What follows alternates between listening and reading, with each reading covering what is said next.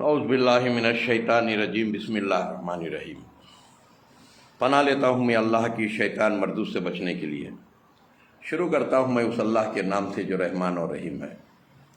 بھائیوں، دوستوں، بزرگوں، نوجوان ساتھیوں، پیارے ماں بہن، رسول کریم صلی اللہ علیہ وسلم ارشاد فرماتے ہیں، صحت کی قدر کر لو، صحت کو بچا لو بیماری پکڑنے سے پہلے۔ اگر بیماری آ گئی، لاکھوں روپے خرچ کرنا، اپنی جان بھی گنوا لینا۔ مثال کے طور پر لیور خراب ہو گیا تو لیور پورے جسم میں بادشاہ۔